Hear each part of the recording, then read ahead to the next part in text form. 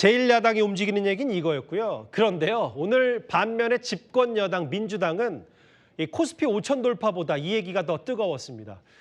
이 지방선거를 대략 130일 정도 앞둔 시점에 정청래 대표가 조국 혁신당과의 합당을 전격적으로 제안한 겁니다. 만약에 두 당이 진짜 합치게 된다면 174석이 되는데요. 제 옆에 이동훈 차장 나와 있습니다. 이동훈 차장과 짚어보기 전에 먼저 합당 제안 그리고 조국 대표의 반응까지 먼저 양당 대표 목소리부터 듣고 오겠습니다. 조국 혁신당에게 제안합니다. 우리와 합칩시다. 우리는 이재명 정부 출범을 위한 대선을 같이 치렀습니다. 이번 6.3 지방선거도 같이 치렀으면 좋겠습니다. 이재명 정부 성공이라는 공동 목표를 위해 원팀으로 같이 뛰어야 한다고 생각합니다. 우리 당과 민주당은 일관되게 그 길을 함께 가고 있습니다. 동시에 조국혁신당은 민주당이 말하지 않는 진보적 미래 과제를 독자적으로 추구하고 있습니다. 이러한 두 시대적 과제를 모두 실현할 수 있는 최선의 길이 무엇인지 국민과 당원의 목소리를 경청하겠습니다. 예, 이동훈 차장. 여권 취재 꽤 오래 했잖아요. 근데 이게 진짜로 어젯밤부터 전격적이었는지, 왜냐하면 조국 전 대표를 이재명 대통령이 사면할 때부터 뭔가 군분된 건 아닌지 뭐 이런 생각도 들어서요. 네, 맞습니다. 앵커님 말씀이 맞는데 예. 취재를 해보니까 그 조국 대표가 사면된 이후부터 정청래 대표, 조국 대표 이 합당 관련 논의를 개별적으로 했었다고 합니다. 그래요? 예. 네, 물론 뭐 조국 대표는 어제 오후 늦게 정 대표한테 오늘 발표 내용을 들었다고 하긴 했습니다. 예. 하지만 여권 관계자 예. 대통령이 사면했을 때부터 합당 포석 아니었겠냐 이렇게 말했습니다. 대통령이 고위 권한인 사면권을 행사할 때부터 조국 대표가 민주당에 합류할 가능성은 그때부터 열어놨다. 근데 이제 여당 내부 얘기를 잠시 뒤에도 해보겠지만 여당 내부에서도 왜 이렇게 서두르냐라는 취지 얘기인데 왜 합당 제안을 지금 한 거예요? 이게 서두른 게 아니라는 겁니다. 예. 당장 이제 지방선거를 앞두고 합당을 하자고 했는데 예. 다음 달 2월부터 예비 후보 등록이 시작됩니다. 예. 그 민주당, 조국당 모두 당내 의견을 수렴해야 하는 절차를 거쳐야 하거든요. 예. 그래서 한 의원은 12월에 했어야 됐다. 지금이 거의 마지노선이다. 이렇게 말하더라고요. 예. 네, 그러니까 오히려 늦은 거다. 그렇죠. 지방선거 앞두면 저 지금 시간대로 봤을 때는 2월 3일, 2월부터 예비명 등록 시작해야 되니까 지금부터 실무적 절차를 맞춰야 된다. 네. 근데 이동훈 차장, 보통 작은 당이 큰 당에게, 그것도 한 10배 넘게 의석 차이 나는 당에게 합당 제안을 하는 경우들이 많은데 정청래 대표가 제안했다. 조국 대표가 민주당에 합류하면 좋아지는 건 맞는 거예요?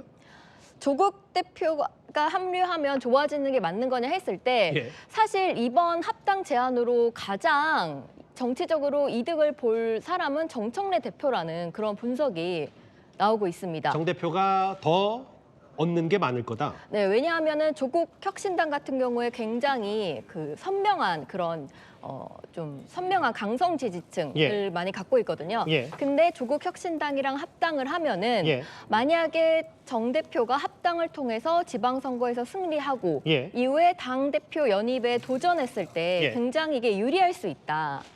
이런 관측에 있어서 예. 정 대표에게 유리한 건 맞다. 이러는데 예. 이게 민주당 전체에도 유리할 것이냐 이거는 뭐 계파별로 다 조금씩 손익이 계산이 다른 것 같습니다. 그러니까 조국 대표가 민주당에 들어오면 정 대표 개인에게는 뭐 당 대표를 2번 할 수도 있는 포석이 중요하다. 네. 그러면 조국 대표가 지금 사실은 머릿속에 아직 그 본인이 이번 지방선거나 재보궐선거에서 어떤 데에 출사표를 던질지 결정을 안 한 것 같은데 그게 뭔가 민주당과의 사전 조율이 좀 된 거예요?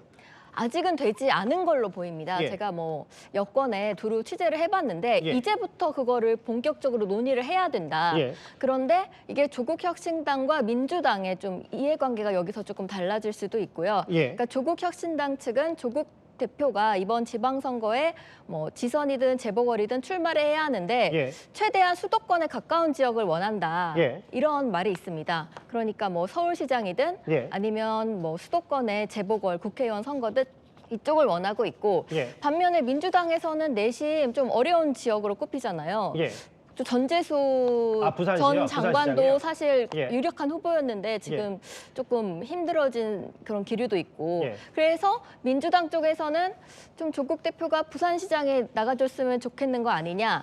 네, 이런 관측 나오고 있습니다. 잠깐만요. 저 화면을 좀 잠깐 멈춰주시면, 그러니까 이동훈 차장이 좀 취재를 했을 때 민주당에서는 내심 조국 대표가 부산시장에서 살아 돌아오면 좋고 뭐 그렇죠. 이렇게 좀 뭔가 좀 도전을 했으면 좋겠다는데, 조 대표 스스로는 서울시장이나 수도권 재보궐 이런 거를 좀 교통정리해서 노린다.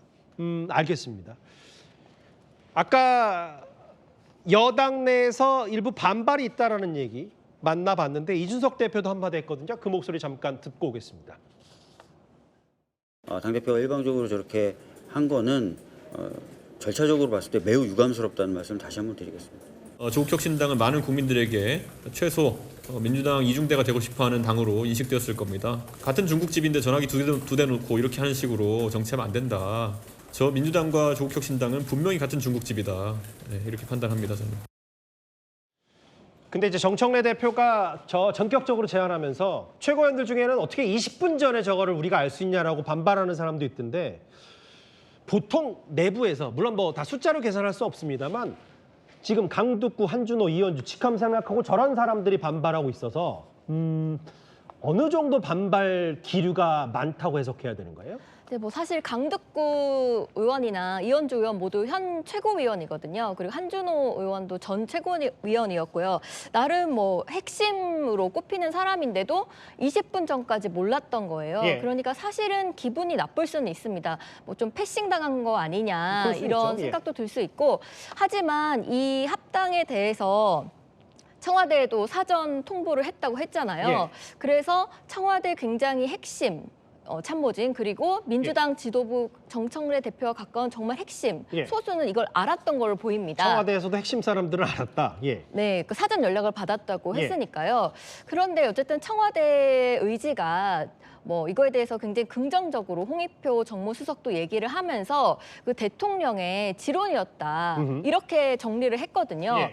그래서 뭐 일부 지도부 의원들이 사전에 공유를 받지 못했다 하더라도 예. 대통령의 의지가 확실히 이거에 합당에 있다는 게 좀 드러나 있기 때문에 반발이 뭐 더 이상 이해가 확산되거나 그러진 않을 것 같습니다. 그러니까 이제 홍익표 수석도 신임 수석도 대통령 지론이라고 했고, 만약에 이동훈 기자 취재에 따르면 어쨌든 조국 대표 사면될 때부터 뭔가 사전 정지 작업이 있었다면 청와대도 이거를 내심 반기는 것 같고요. 마지막 질문 하나 드릴게요.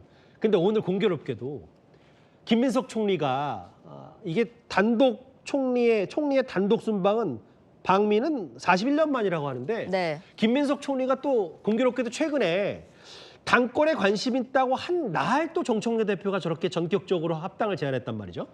네, 그래서 이제 뭐 일부러 그랬던 건 아니라고 뭐 보이지만 예. 그래도 공교롭게도 그런 해석이 가능해서 또 김민석 총리 같은 경우에 정청래 대표의 유력한 당권 경쟁 주자로 꼽히거든요. 그렇다면서요? 예. 네, 그래서 뭐 여러 해석이 나오는데 상대적으로 김 총리의 방미길 이슈가 묻히게 된 건 사실입니다. 알겠습니다.